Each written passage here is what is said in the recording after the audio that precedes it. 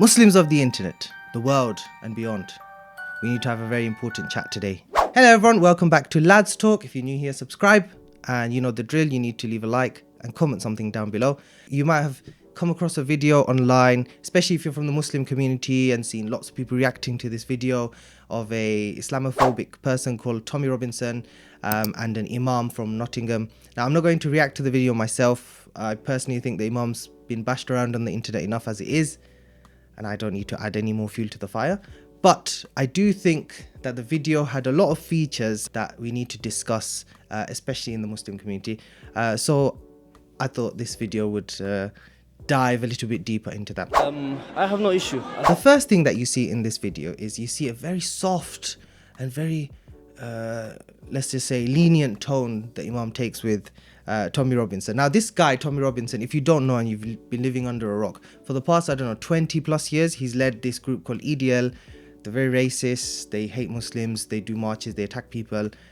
He's had a lot to say about the Prophet, about Islam, blah, blah, blah. Not a very nice guy, yeah, to put it very lightly, and unseasoned, you know. If you get the joke, you get the joke. But T0mmy Robinson, if I'm being honest, if I were face to face with him, I wouldn't really adapt or adopt a soft approach with him and talk so nicely and, you know, give him a chance. He said enough as it is, do you know what I mean? But the problem is, okay, so the Imam, he takes this soft approach, right? Now, I understand, right? We don't want to show we're so crazy, we're so aggressive and all these things, right? But now, you know when you know someone clearly doesn't like you, right? You can do two things. You can either ignore them and you walk away, don't give them the time of day, or you talk to them in the way that they talk to you, right? This guy openly declares that he doesn't like Muslims. He doesn't like you probably, right? And you're there trying to make him like you. It's like, you know, in primary school when you used to want to join the game and you're like, oh, can I join? Can I play football with you? And then the guy says, oh, sorry, it's not my game. When in actual fact, the guy didn't want to play with you and he didn't want to add you to the game. So he's saying no. And, you know, because we're a kid, we want to play the game. We want to be amongst everyone else. So we're like, please let us play. Please, can I join the game? It's kind of like that. He didn't have to be part of the conversation. He could have just walked away, but instead he was there and he was being soft and he's being all nice to the guy. If I'm being honest, this thing, unfortunately, is a problem that stems from how we're taught. Us kind of Asian Muslims, especially from like the Islamic school parts, right? We're kind of told always we need to follow authority and we need to, you know, don't challenge anyone, don't question anyone, don't argue back. And I think this Imam, I don't know if he saw T0mmy Robinson as the authority figure or he saw him because he's famous and he thought, oh yeah, you know what, I need to not overstep my boundaries, see how I'm going to get in trouble. Like, obviously, if you look behind him, he is in Palestine, he's in the Jerusalem area, so there's obviously Israeli people there. I've been in Palestine myself and they're very heavily guarded with security and whatnot. So I think he's also being very careful about what he says in case, you know, around the corner, as soon as the interview's done, someone comes and whacks him up with a stick or arrests him or deports him back to the UK.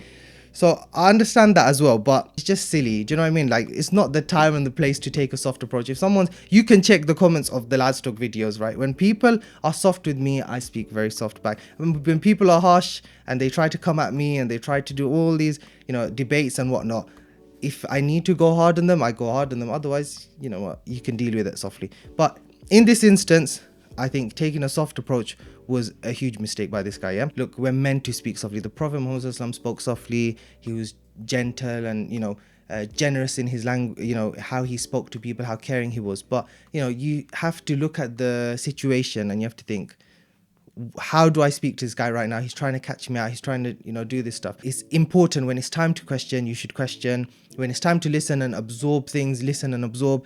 And when it's time to be soft, be soft. And when it's time to be harsh but fair, be harsh and fair. I think that you got the wrong picture and the wrong version of Islam. And the area where you have grown up in was it Pakistani Kashmiri Muslims? Pakistani right? Kashmiri. And then Are you Indian? Yes, I am. Deobandi? Yes. Deobandi? And you'll notice that the Gujaratis, Deobandis, generally they are more kind of welcoming and they are less inclined to this kind of violence and sectarianism. Now we're going to go into the second point, okay, that I grabbed from this video, and this is a point that I think I've tried to talk about in podcasts many times, and I don't know if I've been able to complete sentences or complete my ideas properly, right? But culture, okay? Culture is something that, as a Muslim, if you're a Muslim, you need to get rid of culture, okay? You can't think your ideas of Islam and Bengali are like merged, or idea of Islam and being Pakistani are merged, or idea of Islam and being a Indian are merged. It doesn't work like that. Islam is complete. It's got everything there. There's no cultural thing that can bleed into Islam. Islam is Islam. Allah's told us what to do. Prophet Muhammad, peace be upon him, has shown us what to do. And that's it. That's Islam, okay? We don't need the extra bits and bobs. Now, this Imam, he went out of his way, okay? This is where we got a big problem. Look, he was saying, to T0mmy Robinson, I think you've got the wrong idea of Islam because, you grew up around Pakistani Kashmiri Muslims, whereas I'm a Gujarati Deobandi Muslim, right? And because of these little differences, my Muslim version is actually slightly nicer. You'd really like my Muslim version rather than the Pakistani Muslim version.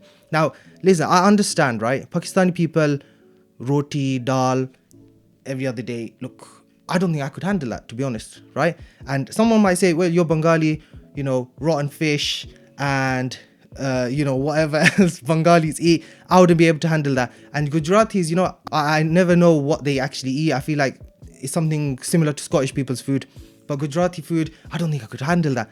Now, I understand, make fun of each other's food and culture because, when you're close friends, that's what you do, right? It's just something that you playfully say, as long as you don't go above and beyond limits and, you start going into racist stuff. It's something that we all do. We compare each other's culture and we say this culture's this, that culture's that. But when it comes to Islam, there's no culture. The Prophet Muhammad ﷺ said to us, right? He said, there's no Arab that's better than a non-Arab. There's no non-Arab that's better than an Arab. Basically saying, Islam has no ethnicity. Islam has no nationality. Islam is a religion. And if you do good, you're good. If you listen and follow what the Quran says, you're good. If you have a good personality and character and you help other people, you're good. Basically saying that your actions are what makes your Islam good and makes you a good person. Your nationality, your heritage, your culture, which flag and which colors you wear, that's got nothing to do with anything, right? That's another huge mistake that we do in our communities. Recently, I went to a place in the UK around the West, right? And we have, I went and I said, how the masjid here? Oh, there's a Bengali masjid over there. Oh, that masjid is a Gujarati mosque. I don't know when Allah started speaking different languages to us. And I don't know when Allah said, this masjid is only going to eat roti and dal, and this masjid is going to have fish fragrance all over. There is no Bengali masjid and there is no Gujarati masjid. A masjid is a place where we go to pray and where we go to submit to Allah. We don't submit to any other group or any club.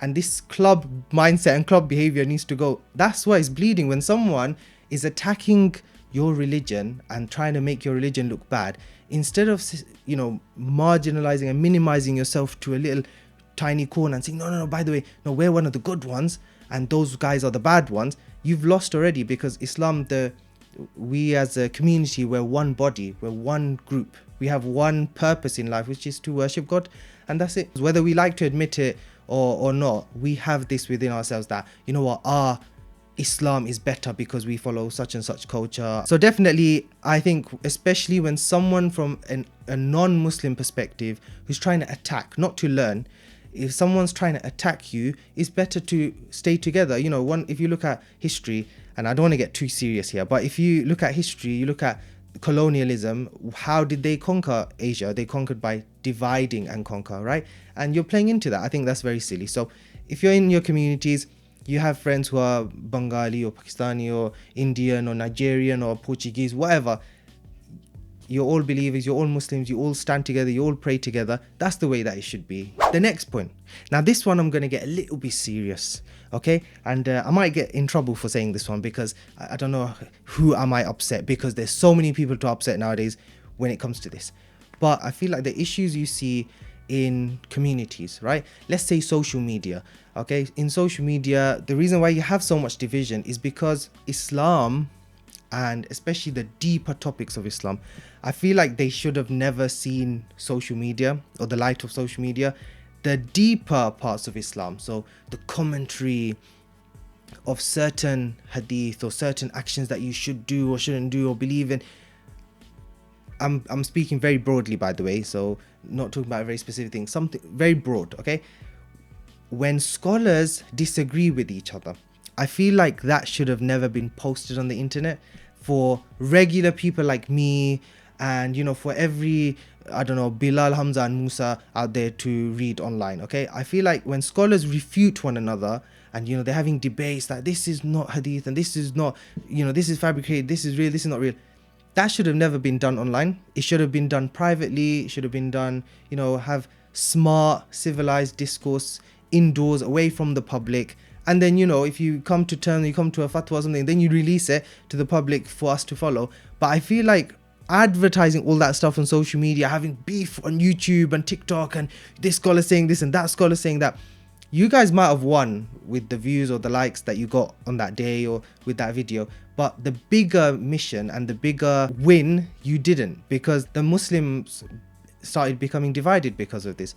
Like, I released a TikTok recently, I can't remember what I was talking about, but it was something Islamic related or something religious related, and some guy just commented Salafi. Now, I'm not a Salafi, I don't identify as a Salafi or, you know, or anything like that, okay? I've never said that.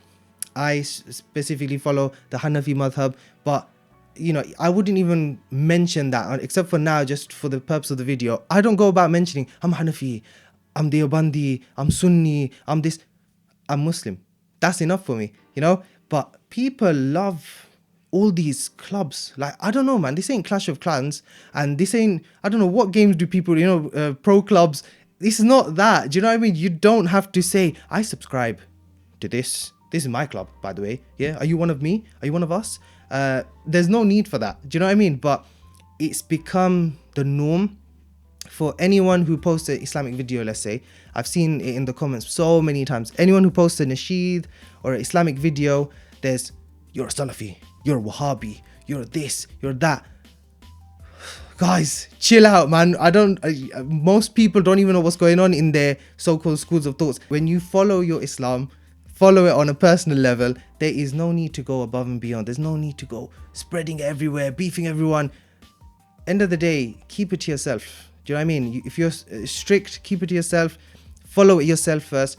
If you want to help others, advise others gently. And that gets me to my next point of strictness. Yeah. And this is a video I want to make ages ago, but you know, I was being a bit strict with myself. When someone, let's say someone is not following something a Muslim should follow, I don't know, for women it might be hijab, for men it might be listening to music, or I'm not sure, to be honest. Nowadays there's countless examples. So when someone's not following something, how do you advise them?